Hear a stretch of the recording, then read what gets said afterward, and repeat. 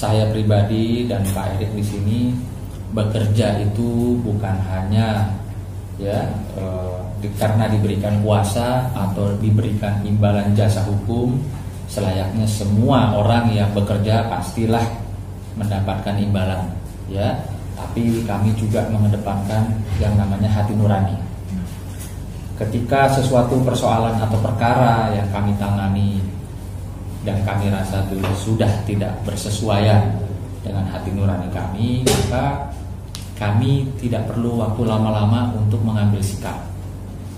Ya, dan dalam hal ini bersama ini kami juga menyampaikan bahwa per tanggal hari ini saya, Kantor Hukum Sunan Kalijaga dan rekan bersama rekan saya Pak Erik Kertanegara sudah menyatakan tadi untuk mengundurkan diri dari kuasa yang sudah diberikan, atau kami mencabut kuasa dari apa yang kami dapatkan gitu, dari saudara atau Bapak Dodi Sudrajat.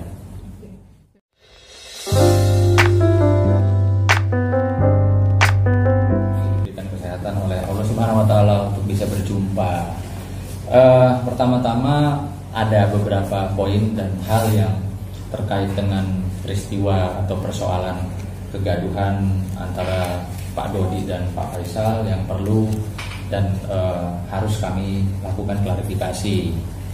Nomor satu, terkait dengan video yang kemarin viral, ya, saya harus menjelaskan kenapa kemarin pada saat saya press conference juga saya agak sedikit terpancing emosi karena jujur saya tidak suka melihat video yang diberikan oleh Pak Dodi pada saat kita jumpa pers, video di mana video TikTok atau edit-editan itu buat saya kontennya tidak mendidik atau tidak baik.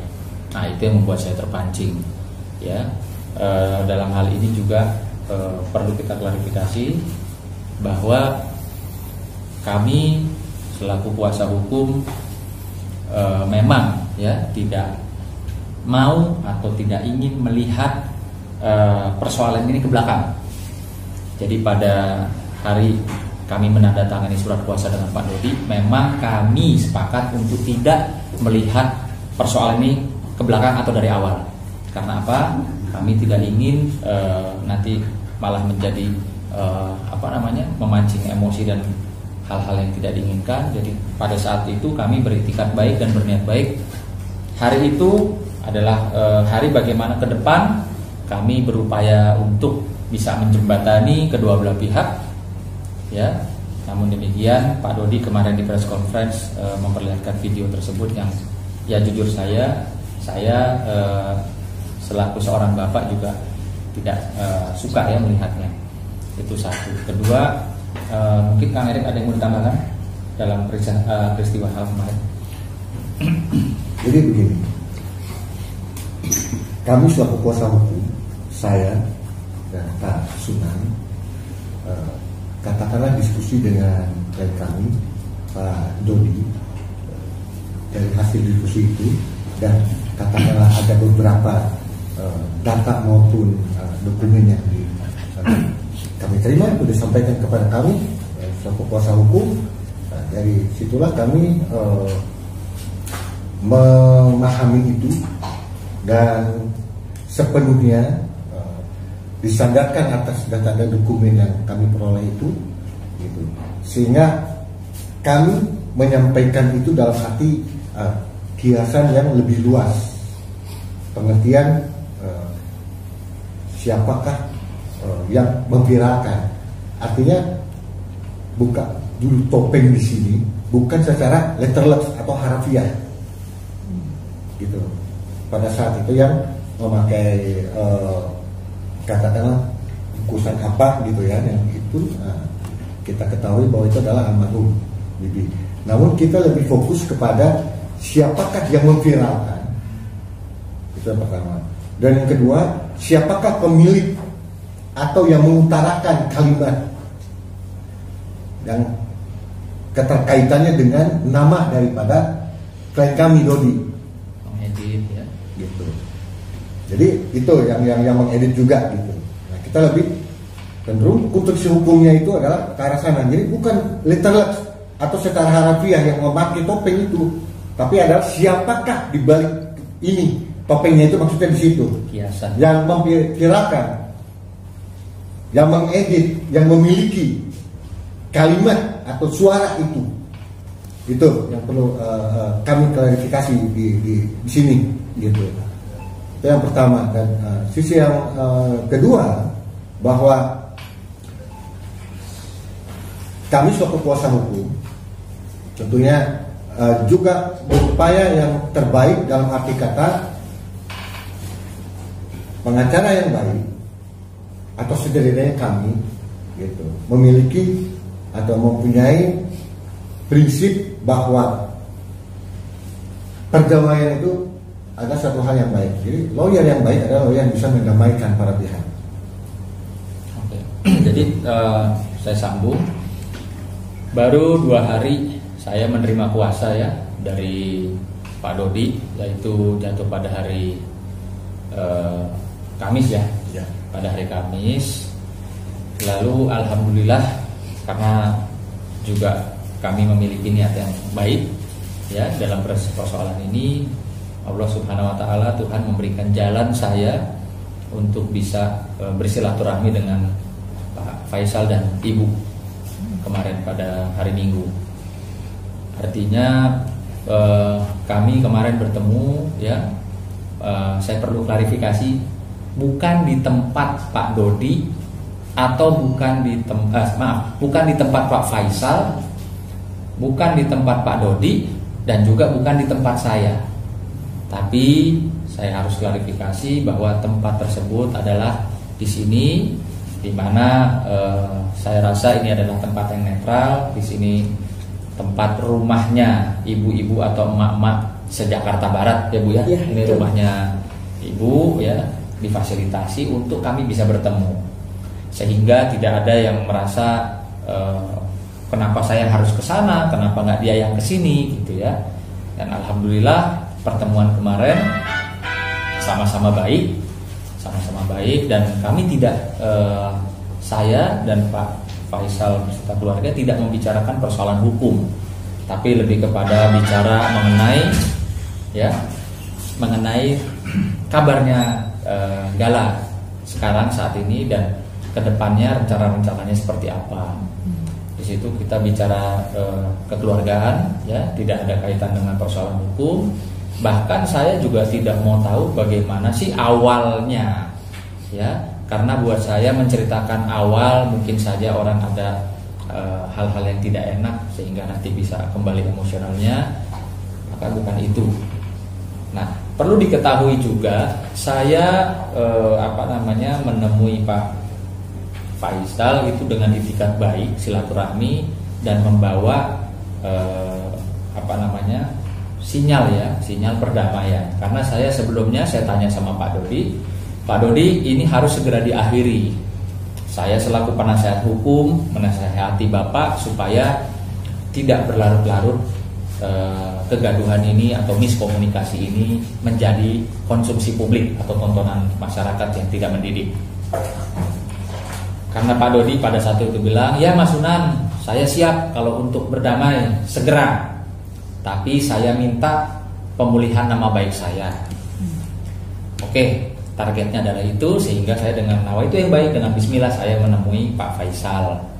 Tidak bicara hukum, hanya bicara Pak Faisal, kira-kira kalau Pak Dodi mau berdamai ya, menurunkan segala ego, Pak Faisal bagaimana? Nah, alhamdulillah Pak Faisal menyambut baik. Perdamaian yang saya harapkan adalah alhamdulillah kemarin Pak Faisal menanggapi dan menyikapinya dengan baik. Beliau setuju dengan apa yang saya coba formulasikan gitu ya. Nah, selebihnya saya tidak bicara yang lain-lain karena saya pikir persoalan hukum yang sedang berjalan saat ini itu sudah ada pengacaranya masing-masing ya, baik pihak Pak Faisal maupun pihak Pak Dodi sudah ada pengacaranya untuk persoalan hukum yang sedang berjalan prosesnya saat ini. Bang, ketika kemarin ketemu dengan pihak Pak Faisal sendiri, mungkin dari pihak mereka seperti apa sih mengenai, sempat tadi walaupun tidak membicarakan tentang hukum, tapi apa sih yang kemarin itu yang dibicarakan dengan Pak Faisal sendiri, apa yang ungkapan beliau terhadap Bang Sunan? Iya, yang pasti memang beliau menyampaikan bahwa dengan niat atau itikat dia yang baik, dia tidak ingin Gala itu nanti ketika besar melihat bahwa kakek Faisalnya berseteru dengan kakek Dodinya, atau nanti akan menyebabkan akibat-akibat hukum dari salah satu pihak, ya, yang membuat nanti Gala akan berpikir kok kakek Faisal begitu sama kakek Dodi, begitu juga mungkin sebaliknya, kok kakek Dodi begitu sama kakek Faisal. Nah, itulah yang kemarin disampaikan, sehingga saya rasa ini baik ya, baik buat semua ketika betul-betul para pihak yang berseteru ini mau betul-betul menurunkan atau bahkan syukur-syukur legowo menghilangkan rasa egonya masing-masing. Karena mau sampai dunia kiamat pun kalau salah satu pihak tidak mau menurunkan egonya, ya, atau salah satu pihak ini tetap bersikeras untuk A, B, C, dan D, nggak akan pernah selesai perseteruan ini. Tapi sempat ditanyakan juga nggak dengan yang suara menakut-nakuti panggilan monster Dodot itu ke Pak Faisal? Saya tidak membahas itu. Saya tidak membahas itu, ya. Kan seperti saya sampaikan bahwa saya pun hadir di sini ketemu dengan Pak Faisal dan Ibu itu karena untuk Gala. Dan saya perlu luruskan, dan buat saya ini bukan satu hal yang menjadi saya hina, menjadi saya rendah. Pertama kali ketika saya ketemu dengan Pak Faisal dan Ibu, saya pertama kali menyampaikan permohonan maaf saya pribadi apabila dalam penanganan perkara ini ada hal-hal atau perkataan saya yang menyinggung baik Pak Faisal, Ibu, dan keluarga. Jadi itu yang pertama kali saya pribadi sampaikan. Saya rasa saya tidak perlu minta maaf sama netizen karena saya tidak ada persoalan dengan mereka. Ya, saya begitu ketemu saya langsung sampaikan permohonan saya kepada Bapak dan Ibu beserta keluarga, dan alhamdulillah beliau menyambut baik, ya. Insya Allah mereka sekeluarga juga memaafkan dan tidak ada persoalan dengan saya. Itu. Rencananya kapan Bang Sunan? Dalam artian tadi sempat mau akan duduk bareng, mungkin ada rencana seperti itu nggak dengan kedua pihak ini, Pak Dodi maupun Pak Faisal, yang sudah Bang Sunan datang untuk mungkin mereka yang tadi dibilang sudah mau untuk bersilaturahmi. Rencananya kapan Bang? Jadi setelah kemarin saya berjumpa dengan Faisal dan Ibu, ya, saya sampaikan ya ke Pak Dodi. Lalu Pak Dodi menyatakan Bang Sunan itu sudah diagendakan oleh pihak pengadilan, ya, bahwa mereka akan ada jadwal mediasi, akan duduk bersama dan ketemu. Nah, itu yang kemarin disampaikan oleh Pak Dodi. Nah, sehingga Pak Dodi lebih memilih untuk jalur tersebut. Padahal kemarin saya berharap, ini kan harapan ya, cuma harapan saja, bisa bertemu justru sebelum masuk ke area mediasi persidangan. Jadi ketika nanti kedua belah pihak sudah ada di mediasi persidangan, atau bisa juga tanpa ada kuasa hukum, mereka bisa betul-betul dari hati ke hati tanpa ada harus diskusi dengan kami orang-orang hukum, bisa menemukan satu titik temu yang baik, sehingga pada saat maju ke proses peradilan sudah tidak ada lagi yang menjadi satu persoalan atau tuntutan masing-masing pihak. Gitu. Tapi Pak, sebenarnya Bang dari pihak Pak Dodi sendiri seperti apa sih? Mau nggak sih komunikasi kembali dengan Pak Faisal, misalnya dengan komunikasi telepon, hello gitu? Ya, soalnya kan Pak Faisal juga kayak welcome pernah datang untuk rumah, itu terbuka 24 jam buat menyambut keluarga dari pihak kedua. Ya, itu sedikit juga disampaikan karena kita bicara soal Gala ya. Yang pasti Pak Faisal beserta keluarga tidak mau membatasi ruang gerak atau rindunya seorang kakek Dodi kepada cucunya yang bernama Gala. Jadi kalau dari pihak Pak Faisal juga kemarin menyampaikan melalui saya bahwa tidak ada masalah atau tidak akan ada upaya untuk menghalang-halangi atau menghambat pertemuan kakek Dodi kepada Gala. Bang, kalau abang mungkin lebih tahu juga kalau pihak pengadilan tuh selalu menyarankan mediasi di luar pengadilan dulu seperti itu. Sampai akhirnya kan abang juga sudah menemui pihak Pak Faisal dan mereka mau gitu. Tapi sampai akhirnya klien abang sendiri nih yang seolah-olah juga udah di pengadilan aja seperti itu. Apakah itu juga jadi niat abang untuk mendamaikan agak-agak terbentur maksudnya seperti itu, Bang? Iya, jadi ya saya kan tidak bisa memaksakan Pak Faisal harus mengikuti seperti apa, Pak Dodi harus mengikuti seperti apa. Artinya saya insya Allah dengan nawaitu yang baik sudah berupaya memformulasikan peristiwa ini menjadi baik, segera dan selesai dengan perdamaian tanpa ada segala sesuatu buntut di kemudian hari. Mohon maaf, saya hanya manusia biasa yang cuma bisa berupaya dan selaku penasihat hukum hanya bisa menasihati kepada klien. Namun demikian, untuk keputusan sikap itu kembali ke pribadi masing-masing, baik itu Pak Faisal maupun ke Pak Dodi. Angka abang kemudian seperti apa? Mungkin yang ngikutin keinginan dari klien atau mungkin ada saran-saran lain yang tetap untuk mengusahakan terjadinya perdamaian di luar pengadilan itu? Ya, saya kan sudah mencoba ya, saya sudah berupaya sehingga terjadilah pertemuan saya dalam tempo 2 hari setelah menjadi kuasa hukum Pak Dodi. Dalam waktu 2 hari itu bisa berjumpa dengan Pak Faisal. Itu kan udah ada satu bentuk upaya supaya persoalan ini segera selesai dengan baik dan berdamai. Tidak ada yang kalah, tidak ada yang menang, tidak ada yang salah, siapa yang benar gitu loh. Dan itu insya Allah saya berani bertanggungjawabkan, saya sudah berupaya maksimal untuk melakukan hal itu. Namun demikian, kalau besok di pengadilan tidak ada titik temu, ya tentunya itu sudah di luar daripada kuasa saya, ya di luar daripada maksud dan tujuan kami yang ingin baik untuk Gala tentunya.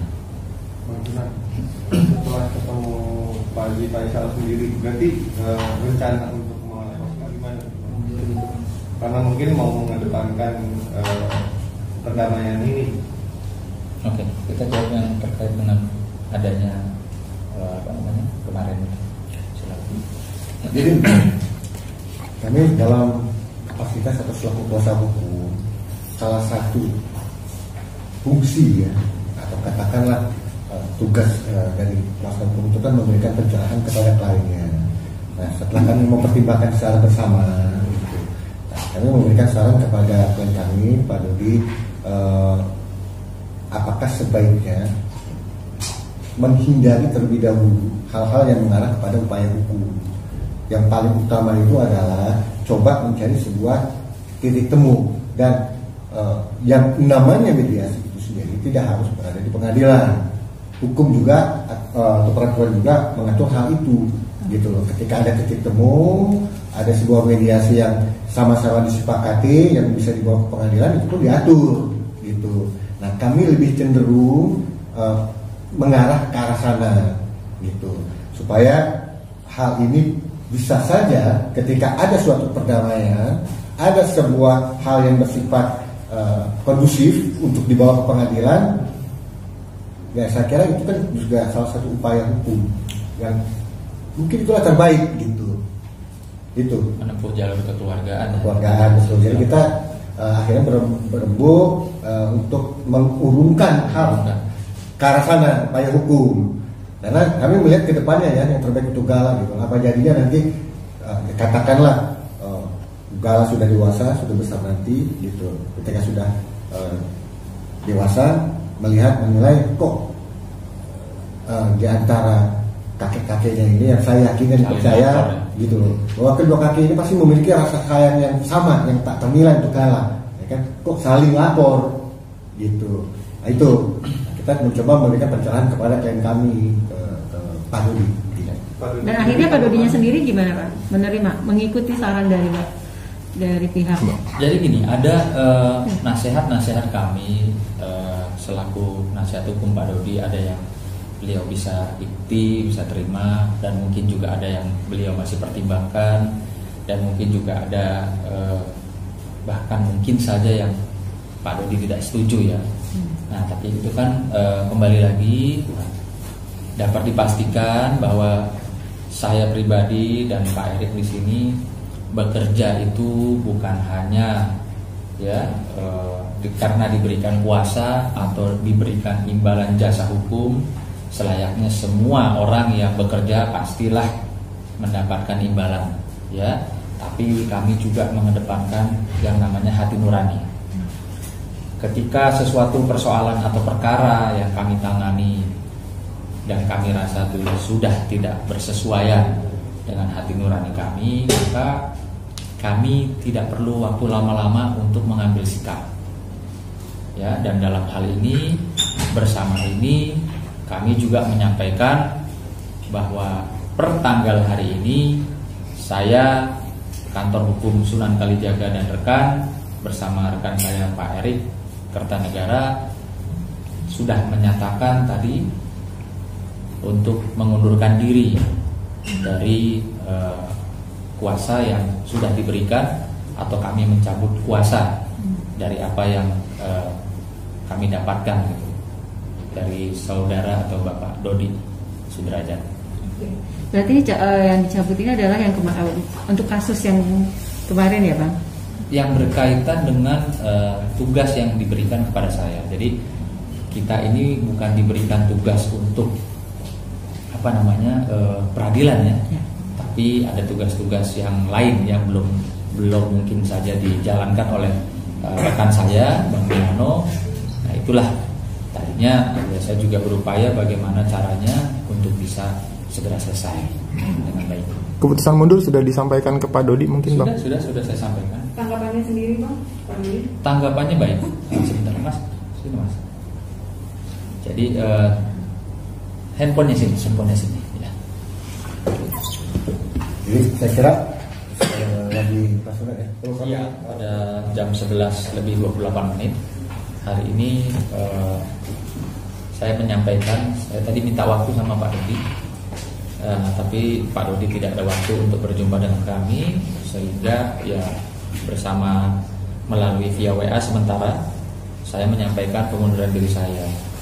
Saya sampaikan di sini, bersama ini saya menyatakan pengunduran diri selaku penasihat hukum Bapak Dodi R. Sudrajat ya.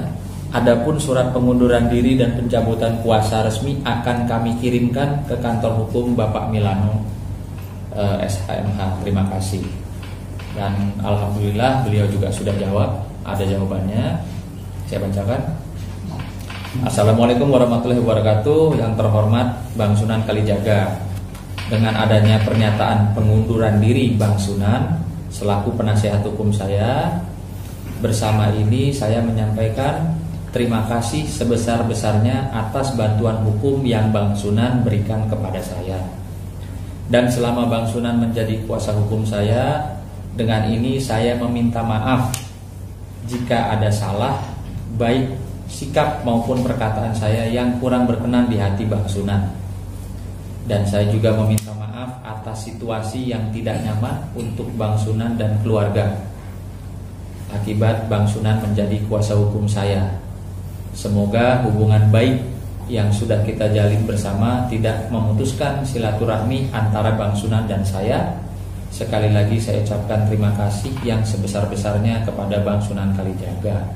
Alhamdulillah, kalau saya baca ini ya, beliau tetap ingin menjaga silaturahmi dengan saya.